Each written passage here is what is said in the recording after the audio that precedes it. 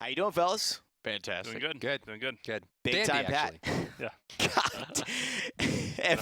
every time. I realized that the audio just came back on, so for all of you just joining, welcome to the Patch Notes. Run it back. It's OB42. I introduced everybody. Welcome to the realm. Welcome to the realm. My name is Rain Day. I'll be your host for the Patch Notes. Alongside here, having High Res, Pretty Hair, our esports man. We've got Rory Newbrow, Dry Bear, the lead designer of Paladins, and of course High Res Holt, Thomas Holt, the lead art director for Paladins. They'll all be joining with us. And of course, how are you all doing today? Swell. Doing good. Better. Good. We had a chance to think of better adjectives now. If I hear dandy one more time. Very dandy. So we've got a lot going Spry on like for a OB42. We're very excited. There's so much rooster. to get into. I know you all are excited, as excited as we are. So let's get into it right away. Obviously, there are a couple of new purchasable in-game content additions that we'll have coming in OB42. And the first one being something for Victor. Yes. Thomas, talk to us about what's going on for Victor. Yeah, so we've got the Code Green collection coming in, and we teased this a little bit at HR Rex. Been very, very excited about it. You can see the promo art on your screen now. This collection's awesome. It's 4 heads, 4 bodies, 4 weapons. Dang. 4 heads? Yes, 4 heads. 4 heads. 4 Four heads. different head attachment pieces that you for can some switch reason, and I fat. picked up on that somehow. I don't know what it was. Oh, 4 heads? 4 heads. I don't yeah. know. 4 heads Yeah. stuck out to me. Yeah, so, Driver. Oh, God. so a lot of ways to customize your Victor play and looks in this. In addition, he's got an emote that is insanely good. Can't wait to show you guys that. We got 2 sprays with this one.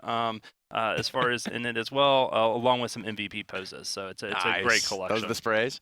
So there's a ton of stuff in this chest, Thomas. Yes. It seems like, and Rory, you can elaborate Yeah, on there it this. is. Yeah, there's the emote. So The emote's so cool. Oh, And so obviously, it's one of those things that, because Paladins is so fun and lighthearted, it's something that the artists kind of came up with, and they did an awesome job delivering on. So that's just the emote there, and you'll see that, kind of turn him into that. Because he is our quintessential soldier character, kind of turning him into that. So you'll see some combinations there. And actually, a lot of these guns end up becoming a little bit more kind of realistic and kind of militaristic when you play with them. So it's actually really exciting to see those hop in. And when you're playing Victory, when you go into iron sights, there's some cool things there. But similar to the genie for Ying, you have a lot of different customization options. You can kind of switch it around if you like the bill cap, or my favorite one is the helmet that goes over the eyes. There's one where you kind of just derps around with that. It's pretty cool. And it comes with a voice pack as well, so you want to kind of pick that one up. That was, to me, one of the most interesting parts. And what I look forward to now in chess the most is the smaller customization items you don't see. There's the big feature items. Obviously he's green. He's the green soldier. It's really cool.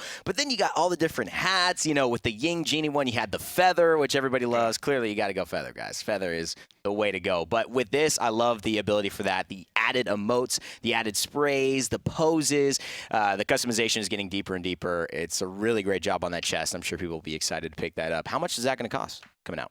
You guys know? Same as the genie chest. Okay, 100 for chest? Yep. Awesome. So make sure to pick that up when that comes forward in OB42. Now, we don't just have stuff for Victor. A lot of you are going to find that the furry friends get some love this time around as well. The Vulpine will be getting a new weapon skin in honor of Chinese New Year. That's right. it is. Do you know what year it is?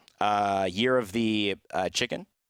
The rooster. Yes, Oh, the chicken rooster. Okay. In that same Similar way. enough. So this is something we haven't done with the weapons before.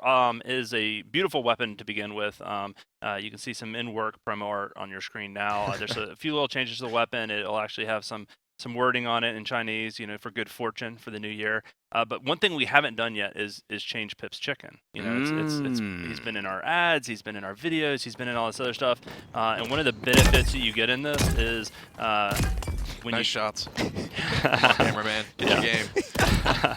So this time we did update it for the new year. So in celebration of the new Chinese year, you will see a bunch of roosters running around. Killing spree. And we have the video footage. This is live footage right now. What you're seeing is not pre-recorded. It's not an aimbot. This is like live, if you didn't realize that. It's definitely not an aimbot. So we can see the rooster coming forward now. Oh, there it is. Look at that. Little rooster. Look at the dance. And the cool thing, too, is this will be an epic skin, so obviously we'll have kind of visual effects upgrades for it. So if you actually get a little bit closer to the explosion here, if you shoot to the ground near you, you'll see that there is a little bit of confetti and fireworks on the outfit on the normal weapon fire. Noise. So there's the little rooster thing. But if you kind of shoot near him, we're going to see the explosion. You'll see some effects coming out of the normal weapon fire on the weapon, not the ultimate. On the normal weapon fire. Give us a left click, mate.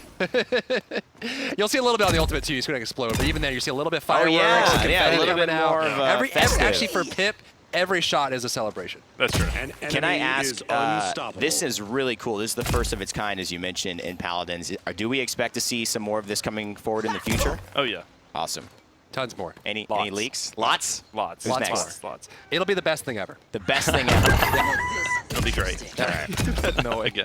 I know they're the worst. They're the worst. Let's move on because they're not giving us anything. I'm trying to get the leaks for you. I'm trying to do it.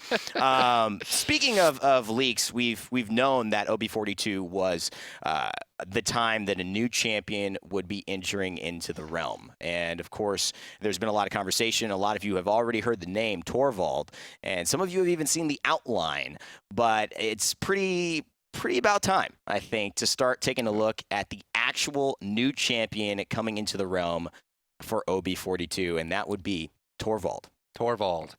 So we got a lot of feedback, and again, I got to give a big shout out to the community. You guys have been very vocal and have some really interesting insights, and it helps drive us to create better content every day and also help us to kind of help steer the game. And obviously, a new frontline was something that was highly requested. New tank. We started on it and wanted to get this out here. And also, we wanted to have a different kind of take on the frontline role because obviously, you know, when you look at Makoa, Fernando, Barrick, they have very similar kinds of ways of accomplishing that front line. So you want to kind of have a contrast point there. So what we did with Torvald is we actually gave him a personal shield, but also the ability to project shields on allies. So he is more of, rather than deployed shield or having a barrier in the front. Hold up, Blake! Hold on, dude! Hold on! Slow down, man! The cameraman's gone rogue! So you'll see right off the bat, if you look at his cursor there, to the left is reticle. Yeah, let's... You'll see a bar there. So that bar is actually his personal shield. It is permanent. It is always on. However, it will drain, and it doesn't regenerate naturally. So if you look down in the left-hand corner, you'll see that he has his health bar, but also a lot of shield health there. You'll see the shield health in blue. They'll start to drain and go down and down. And when you see him, he will have a bubble on him at all times. But once the shield is gone, it's gone. Now, it is still sitting there at 0. You see it broke there. Right. And he has ways to kind of get that back. So the number one way he does that is by using his right click, just because it's so core to the character. We'll do it in a little bit of different order here. The right click is called recharge. So when you start the right click, he'll start channeling in, and I love that animation. I love the visual effects that come out of that, and that strong runic gauntlet. But he will then recharge a certain amount of his shield, and through cards, he'll moderate that and kind of build that up. But it's more about protecting himself and holding that front line as a singular. So you see that even after 2 charges, he's still not full. So it takes a while to kind of get that. So a lot of intelligent play required to keep that shield health high. However, one of the coolest parts about this character, and one of the things we wanted to bring forward with the frontline wall, specifically to allow you to build more team compositions that weren't as linear, right? Where you just, oh, I need a front line, right? Right. If he's ever looking at an enemy shield, and recharges. Okay. He will drain the health of that shield and charge his own shield at over twice the rate. So he damages the enemy shield. He'll siphon the shield health out of it. He takes and the then shield. He'll charge it. He'll take it and recharge his shield faster. So if you ever go up against a Fernando or a Makoa, they put out the shield, he'll use that opportunity to just suck the life out of that shield and make himself stronger. Wow. So this is what you would say maybe a counter to some shields. Potentially. He's got some pulls there. Now, obviously, with that, he's able to kind of fit in a different way. He can be used with other tanks, used by himself, but picked in a way that is different for frontliners and maybe allow certain characters, maybe like Tyra, to start coming into the game and kind of building that up. His Q, which again, sticking on the theme of shields, which is also very important for him. Can we go maybe somewhere else where... well, actually, this is a good spot to see Fernando, just in case. I'm sorry that the noise for the bots is killing me here. But this is a good place to show your shield. Continue. There it is. I can break it up. So the Q for him is a projected shield onto an ally. You'll see the kind of brackets appear with the button there. Very similar to Tyra's functionality. But basically, he'll be able to put a very, very short duration, high HP shield on a target. This is great. And actually, he's very good played with like an enemy Makoa comp. Sure. Person gets hooked, you bubble them immediately, you save that. It's only 2 seconds. So even if you don't blow the shield up, it goes away pretty quickly. We didn't want to make sure that he wasn't creating a super tank meta. We want to make sure that he's good against that. So he'll bubble a person, it'll go there, and he'll save someone there. And that kind of plays into that and allows him to sit in the fight and actually help teammates out. He's actually very good in combination with Maldamba. They're kind of a match made in heaven there. Then let's go over to the main hand weapon. Very important here. You'll see this kind of thick runic gauntlet. The art team is just blown out of the park. It looks so great. It feels good. You see him kind of all the motions, the stones there. So he will be able to lock on to an enemy and start channeling this beam. He can look around. As long as it's locked on, it'll still stay there. So you can look off to the side while it's channeling, it'll deal damage. He's got a little bit of range there. A little bit of range. It'll snap at a certain distance, so he has to kind of get close to people. If you know, while he's channeling, he slows himself a bit, just like Fernando. So if he's bullying you too much, you just turn around and run. You'll be able to get away from that. Yep. So really, it's more about single target there. So we'll be able to charge that up and then deal damage that way. His F ability is a very, very short-range blast. We actually haven't done this before in Paladins. It's something to fit with him being more of a frontline presence that isn't doing other things, right? So he'll shoot out this blast in front of him. It will explode in the air, and it will apply a 1.5-second silence and disarm. So, and if you look straight up or you look next to each other when you shoot it, it'll blow it up right in front of you. It's an air blast. It doesn't go very far. You can't snipe anyone with it. But basically what it'll do is it'll give a very small window where someone can't shoot your teammates, someone can't use an ability to attack you. So, you know, let's say Eevee's attacking one of your squishies, you bubble the squishy, you disarm Eevee for a short 1.5 seconds, and now you just save the day and you can reset the fight in a very interesting way. And actually, if you get the angle just right, you can shoot the blast over Fernando's shield and silence him to disable the shield from coming up. So he's very good at stopping channeled abilities, disrupting the fight in that way. He doesn't have the same presence that, say, a Fernando Mercoa would have. And a lot of times, if he is standing on the front line too long, he ends up having to move around. So he plays very differently from that aspect. And then the creme de la creme here is the ultimate. And this is something that we've been dying to get into the game. Ultimates that aren't as, you know, push a button, kill a bunch of people, or push a button and change the fight. This is a really heavy channeled beam that applies a really big knockback. We got to go to the sky hallway for this just a little. Definitely. Just go to the sky hallway. So you'll activate Hyper Beam. This is the hypest thing I think I may have ever seen in Paladins. I'm gonna throw that out there. I should get behind them. We should get behind them and shoot them out. Okay. So he'll shoot a lined beam, and while it's channeling, anyone caught in the beam will be repeatedly knocked back. So you can actually guide people like a small off the way, cliff. like a little bit. It's like a short. No, knockback? it's well, let's try it. It's working. It's working. Well, so if you look around there and kind of hit different people, you can actually blast them all around, do some damage there. It's a very small amount of damage. It does almost, you know, it's negligible. It's not really built for damage. So you just keep following them. Yep, and you keep hitting them and painting. He's a bit of a painter, so you can see that knock around. And actually, so if someone's on the point or someone is near a cliffside, you start knocking them back. And if he gets a really good hallway line, he can't move. It's just like Ruckus. He can't move. He kind of stutter steps a little bit while he's doing it. But it's really great for getting people off the point. It will travel through shields. So if there's a death ball coming up and you can't get them to stack up or get away, he'll pop this ultimate and spread the whole death ball out. He'll scatter one into the wind and be able to reposition that way. So it's a very utilitarian ultimate. Right. It's a short duration, but when used properly, it's incredibly powerful. Seems like positioning is going to be very important with this champion as well. One of the things that Nick and I were discovering also about Torvald when we were playing him a little earlier was the lack of CC immunity on there. That was a purposeful design decision. So, in fact, Mercoa can actually hook Torvald out of this ult. Maldamba can stun him out of this if Torvald's positioning isn't great. Well, if you catch him before he aims his giant beam at you, right? Yeah. I mean, it's really difficult. If he hits you once, you go flying, right? So that's kind of the trade-off, is that the positioning is really important, the timing is really important. But, you know, actually, it's pretty funny. If Mercoa gets you in time, he'll hook Torvald, but then they'll both go flying because Torvald's still knocking him, so then just go off the cliff together in a very sweet romance. It's poetic, really. Yeah, it is. Mercoa is definitely one of the champions that if you're looking at this and saying, oh my god, how do I deal with this? There is definitely built-in counters to Torvald, yet he's going to bring so much. You talked about not only just the dredge anchor scenario, Nick. I mean, you play a ton of Mercoa. Being able to, you know, bubble somebody who gets pulled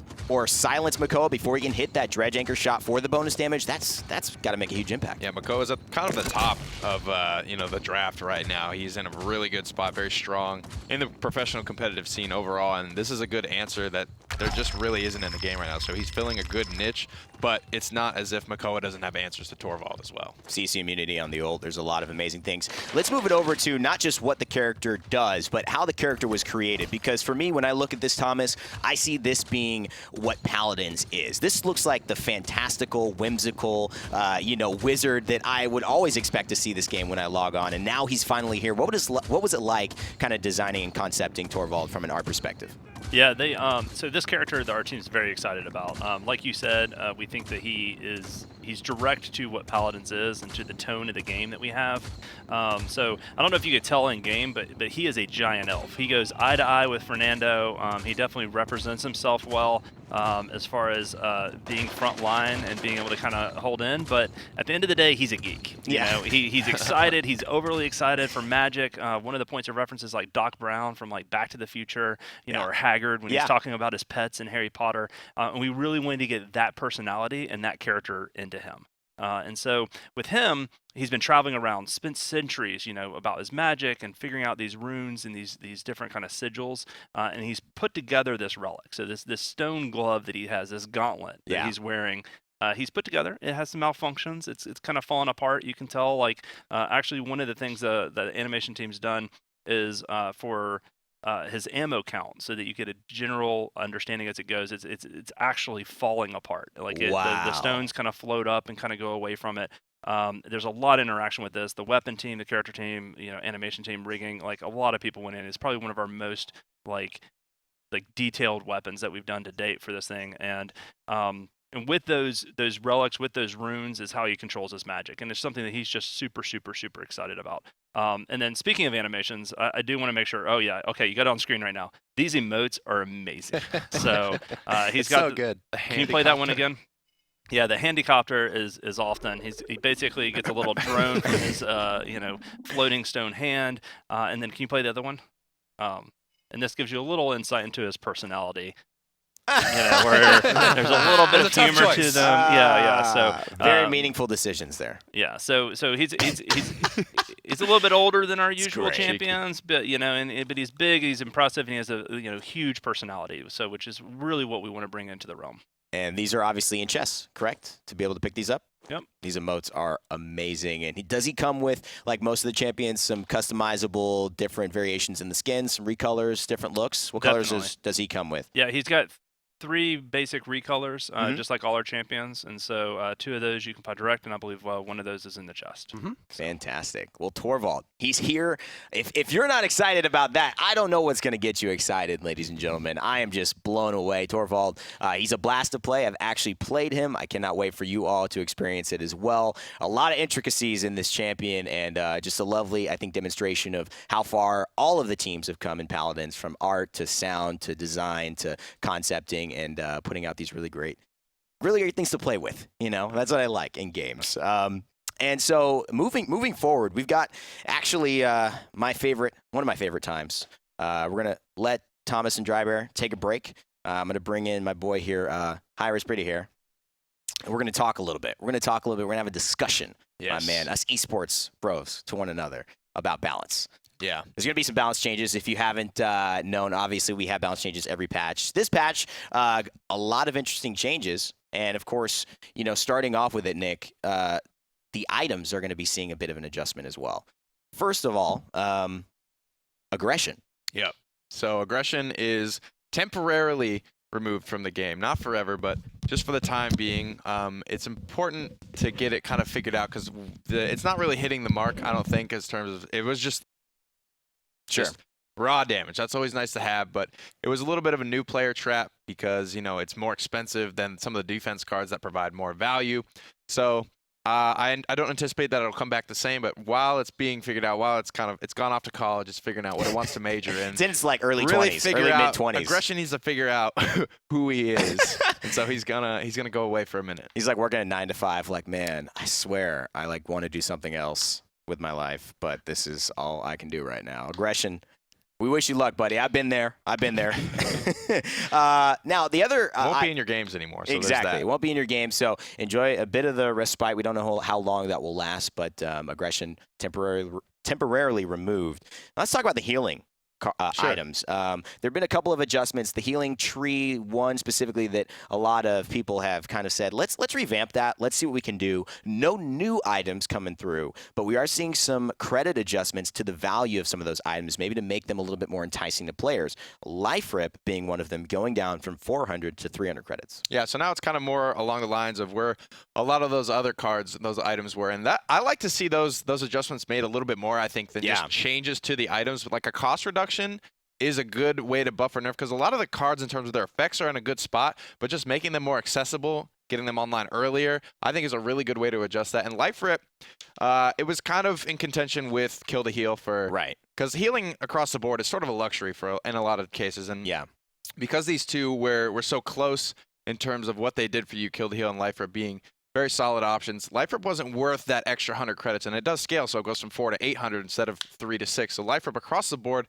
going to be more affordable and more viable as an option. Yeah, and else as well, Rejuvenate. This is an interesting one. This is going now from 300 to 200 credits. Now the price of Resilience, and we've already seen Rejuvenate picked up a little bit, Nick. Yeah, here and there. I wonder if this is really going to change this card. This could help it, right? Because probably going to be picked up on a lot of frontliners who are the victims of Cauterize oftentimes. And Rejuvenate was almost in that spot. Well, I'm going to say almost in the spot of Aggression was, where it's to counter Cauterize, but it wasn't doing its job quite cost effectively. Similar to Aggression. It wasn't as bad as Aggression, but now it will be even more so the case. So it's cheaper than Cauterize, still won't be as effective in terms of its intensity, but it's easier to pick it up and get it online and just keep that healing coming in. Awesome. Well, changes to the items. That's going to be it for now. Aggression temporarily removed. I don't know why I can't say that word today. And then we've got Rejuvenate and Life Rip both getting some cost reductions, maybe allowing them to be more efficient pickups in your games. Definitely experiment with those items. Let us know what you think about that in the Paladins game economy. And moving on to Champion Balance, which I'm sure all of you are very interested in, we are seeing some positive adjustments for Bomb King. Bomb King will be getting, well, you can actually walk us through this, but the stats read he's going to increase his minimum damage from worst case explosion fall off from 15 to 30% max damage, and he's also increasing the explosion radius from 9 to 10 units. Walk us through that and what that means. So right now, blasters almost feel like you still had to hit direct, right? Sure. Where they're very impactful when you're hitting those direct impacts. With Eevee, Drogoz, Bomb King, they're hitting from 9 to almost 1,100 in some cases. But when you're hitting on the edge, those edge cases were really just lackluster in terms of, in the hundreds or maybe 200s. Pitiful. What this is going to do is we tested it. It took his outer radius Bomb King was at, I believe, 136. Yep. This takes it to 272. So this puts him in a good spot where you don't have to hit those direct impacts, and even at the edge case, even if you're the worst Bomb King player, it's still going to have that impact. And another thing that this does is the top end will stay the same. So Bomb King still will hit that, that 900 depending on, where you're at, where their damage mitigations are at. But in between, so the closer hits, not the edge cases, but things in between the edge case and direct impacts will also hit harder.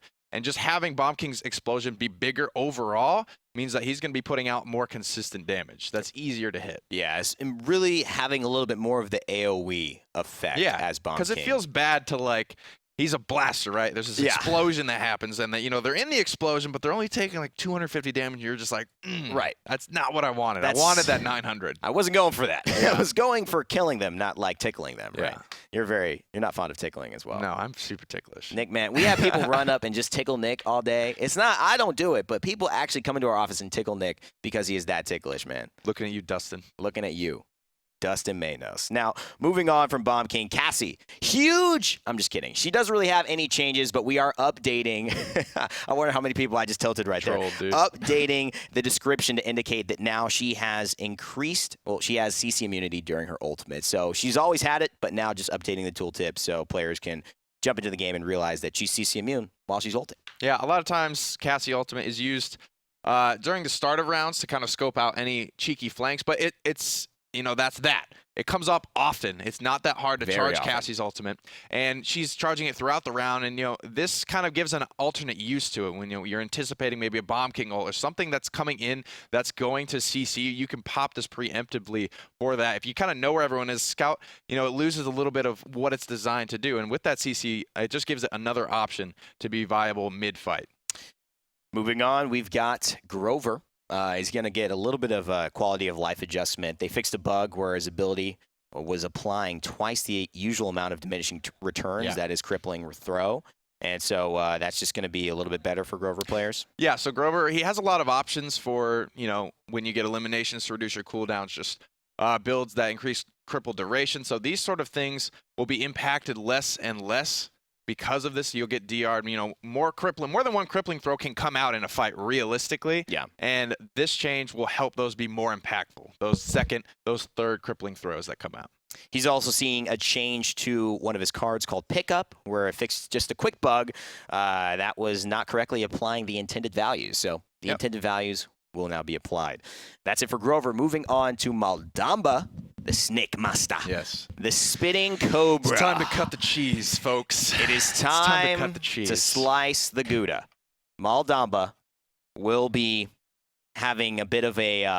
you can call it diminishing returns, but essentially he is going to get locked out of stunning the same target within 3 seconds. So Maldamba will only be able to stun that target once. He's going to have to wait another 3 seconds before trying to cheese stun them again. Yeah, so where this comes into play is you would see players pick up Snake Pit, which increases your reload speed on Maldamba, along with Deft Hands, which just additively adds to that. And you were able to stun lock, especially, big targets like Ruckus. This was really impactful, stopping the windup. Other big tanks that were just easy to hit, and it's just frustrating, right? Hard CC in a shooter is always kind of frustrating to play against, and just putting a tank on their back over and over and over again.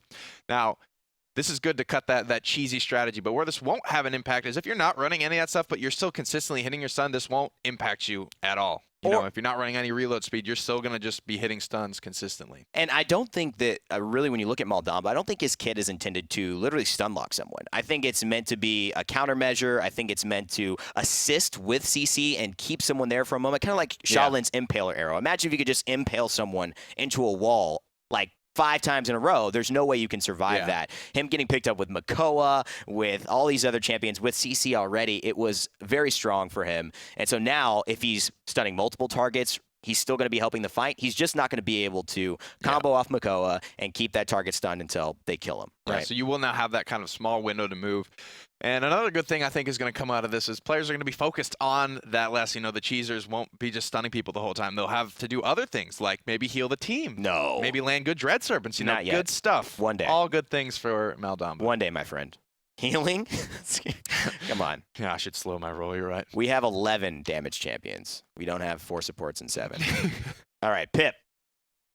He saw the chicken. He saw the chicken turn into the rooster in honor of Chinese New Year. He's also getting a celebratory bonus gift, and that is some extra damage, just like Bomb King on his worst case damage. So that's going from 15 to 35% for him. Yeah. So a big, kind of the same, discussion around Bomb King. A lot of times you'd be hitting people with that explosion, but it just really didn't feel impactful. It feels bad to hit somebody for a little over 100 damage. So now just kind of the same thing. He'll be able to apply more consistent damage on the outer parts of his explosion.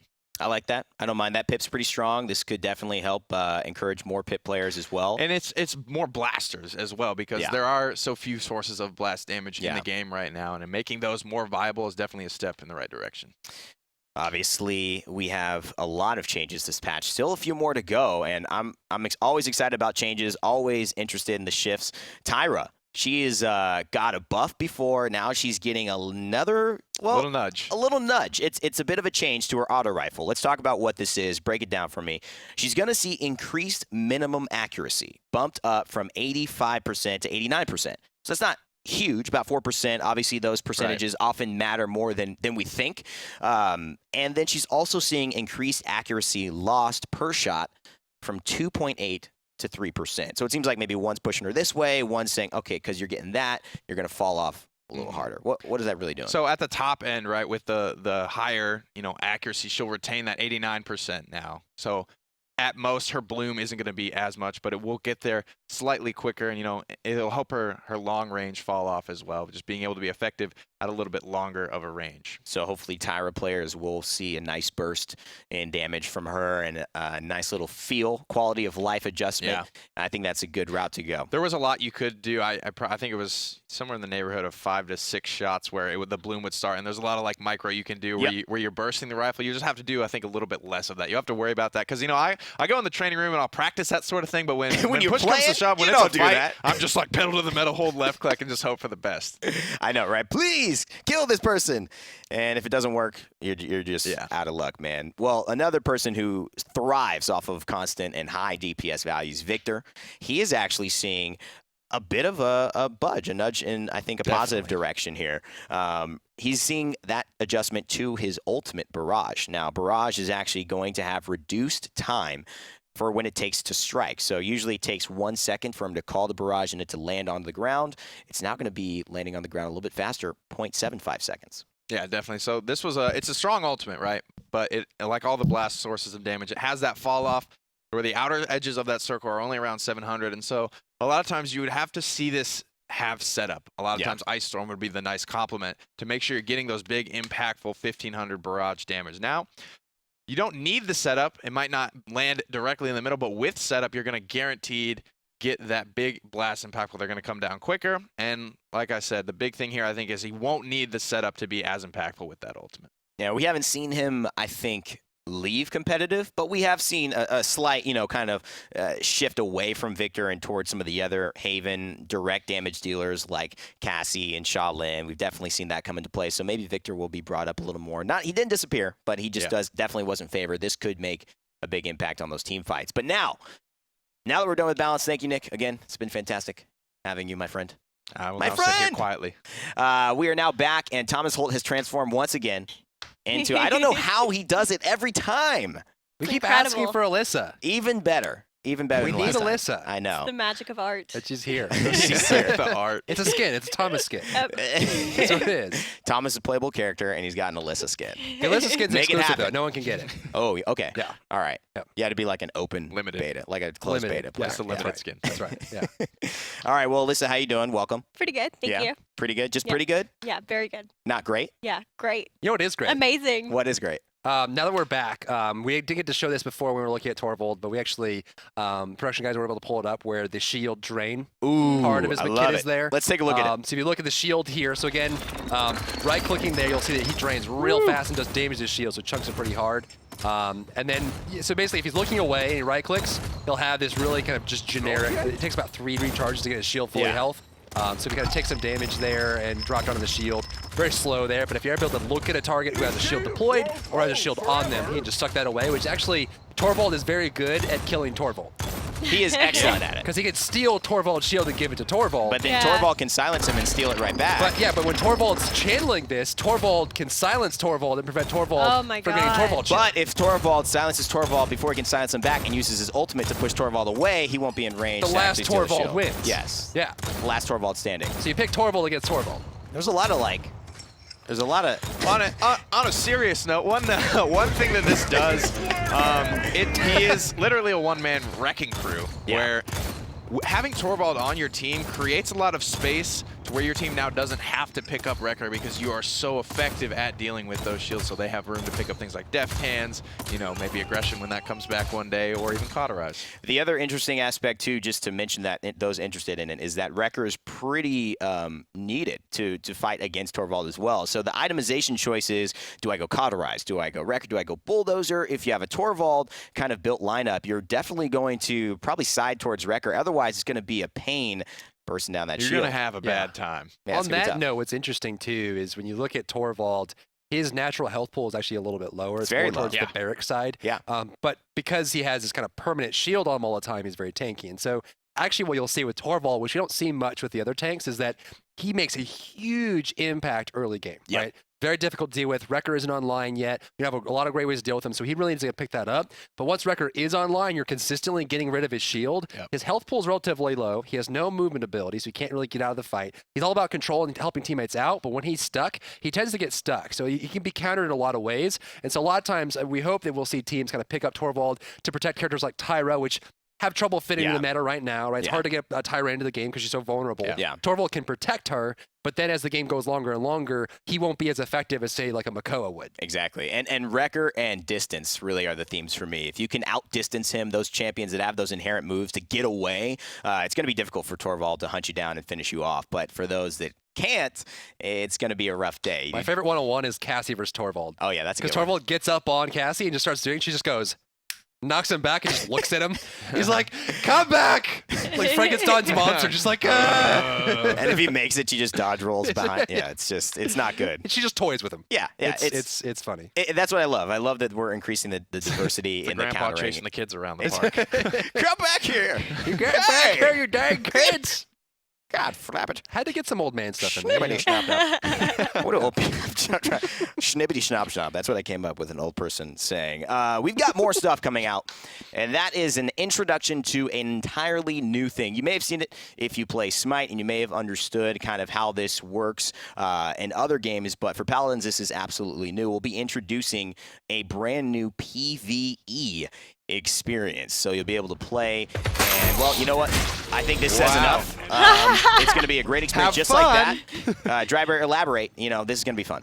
So this is our first kind of pass at PvE. It will be a queue mode available in the casual area. You can queue for it by itself. You can't multi-queue for it. Okay. This will be for 5 players on a team. So you're picking, you get a bunch of friends together, and you're going up against a. Puts the God mode on. God You mode. have to. So what's really exciting about this, and what's really interesting too, is these basically are very, very difficult PvE encounters of 5 or 4-man teams you're going up against. These are all bots, but they have significant advantages on you. So this one is actually called Tortoise Power.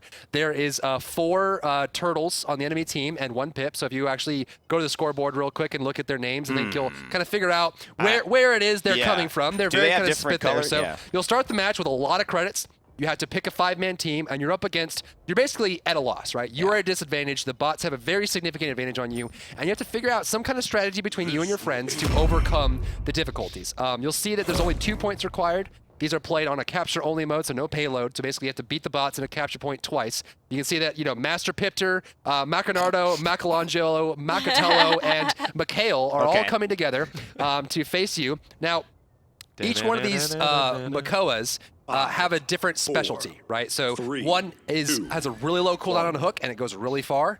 One has a really fat shield, and it has a really low cooldown. One has a shell spin that applies a disengage level knockback, and he has a low cooldown on it. So they're kind of very disruptive, very crazy, very all over the place, and very, very tanky. They all have increased health. And so the trick here is, and they all stick together, they're very smart, very aggressive, and so without God mode here, you can see look at the cooldown on that hook. He's just being knocked around and smashed. So, there are strategies you can put into it. You can get Pip ultimates are very powerful, Drogo's ultimates are very powerful. You'll need good heals and good front lines and work together.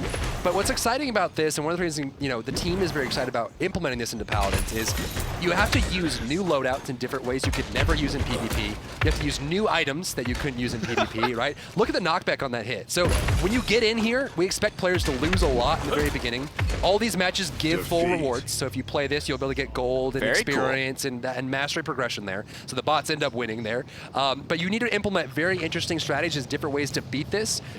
Starting out, we're going to be limited here. So there's Macatello with his this is probably the knockback. These are the bots here. But the cool thing about this is we're probably going to be swapping this once a week. So we'll have Tortoise Power available for the first week next week when OB42 goes live. And then every week after that, we'll swap something out and kind of swatch things out. We have one that is all super tanks. We have one where there's a whole bunch of Victors and Tyras, and they have crazy accuracy and damage and stuff like that. Wow. But it's a different way to play Paladins, a nice way to let off steam. And each one has its own kind of solution and strategy that you build when you play it. So it's just a different way to kind of play the game. Yeah. And it is super difficult, but you're playing for rewards. So, Yes. I mean, there's some incentive there. They're mostly hard. Yeah. Yeah. It's very difficult. I think the incentive too is just challenge as well. I mean, sometimes you just want to know, hey, okay, I did it. Yeah. I've played this. It's not easy, and it can be frustrating. But just very similar to Jingqian's Mountain. You kind of want to just keep going back at it. All right, I'm gonna get it this time. I'm gonna get it this What time. strategy can we use this time? Yeah. Right? All right, you pick Bulldozer, I'll get Wrecker, you get Cauterize, I'm going to play Barrack and sit in the front line, and you're strategizing almost like it's a boss encounter. Yeah. Yeah, it's fun. And so moving on to what I think is one of the better topics and sections of this patch notes, kind of wrapping things up, we've got community questions. Get to hear what you all are asking us, and of course, none other than Hi-Res Holt transformed into Alyssa is going to bring that to us. Yeah, we reach out every patch preview to see what the questions are in the community, and I've got a few of those today. So the first question we have are, any plans to roll out a new patch for console users? We are actively working on a console patch right now. We mentioned a little bit on our Q&A earlier this week, Evan, but we're in cert process right now with Sony and Microsoft to kind of get that pushed out. So we'll have more information going there. Again, to reiterate, we have a lot of respect for the high standards that Sony and Microsoft hold for their platforms. Usually they go for a long cert process of making sure that the things that we're putting onto their platforms are stable and good. So we want to make sure that we're lining through that. So that process right now, but console has some good stuff coming. Awesome. Okay, next question. Can we look forward to seeing any unique sprays, like graffiti-styled pictures or phrases? We are working on some cool sprays. The Army Man Victor collection has some new ones coming along. And obviously, sky's the limit, pun intended, with sprays there. So the art team has a lot of really awesome ideas for that. All right. How do you respond to people saying that the proposed Season 1 changes are pay to win? So the Season 1 changes, we're still going through the iteration. And one thing that I want to kind of reiterate is, for us as High-Res, the reason why we came out and talked about it early on is we want to kind of get feedback, get the vibe, and get you guys involved in the development process to make sure that the things we're putting out are, make the game fun for us, but also make the game fun for you as the player. So we are still kind of going through discussions on how to work on the card system and the talent system, those kind of things. You guys haven't had a chance to hear those yet. We'll be talking more about that next week. But the big thing there is making sure that there's no way to with money, purchase the things in the game. It's all based on progression and unlocks, and it's part of ways to enhance the way you play your character, but also ways to kind of spend that hard-earned currency with gold or various other systems in the game. And it feels like it's part of making Paladins more enriched for you, not directly just putting the cash in. Right. All right. Some people didn't understand the percentage upgrades in Season 1. Can you elaborate a little bit more on that? So there's some posts put out right now. There's a couple videos out as well talking about that. The idea was that we wanted to have a way to make Radiant chests more meaningful, make the drops there more meaningful, and also give you ways to kind of progress and upgrade your loadouts and the way you're building them. So the idea we had was around kind of the flat stats and upgrades there. We're actually working on a new idea right now around having loadouts become even more interesting and focusing more on the Radiant chests. And again, I got to give a very sincere thank you to the community out there for kind of giving your feedback constantly, getting active and involved. The whole team is constantly reading all the posts you guys are making, all the different discussions on the boards you're having, and the different ideas you guys are raising around gold sinks and making Radiant chests more powerful and meaningful. And we're taking all that into account and working on some new proposals that we can talk about and continue the discussion there. At the end of the day, we're a family together. Yeah, we make games for both of us. Make sure you guys are enjoying it and having fun with Paladins every day. Yeah. And then we'll always be kind of working with you. And if something doesn't work, we either don't do it or we don't keep it in there for long. But we want to make sure that we're kind of getting that on there. Dang. It's a good inauguration day speech right there. It is. Welcome. We're gonna make gold great make again. Paladins great again. Gold great again. That's right.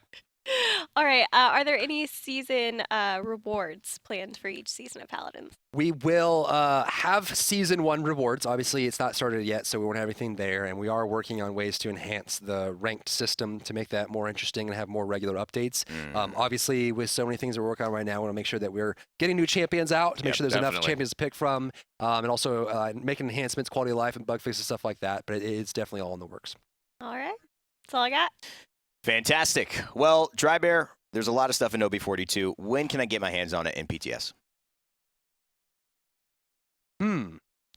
Is that something you like? Would you like that? I would love it. Yeah? Yeah. I'll play that. Yeah. The team is working hard to get that going actually right now while we're sitting here talking heads and stuff like that. We're hoping to have something out this weekend. Stay tuned for updates on social media and a couple other things.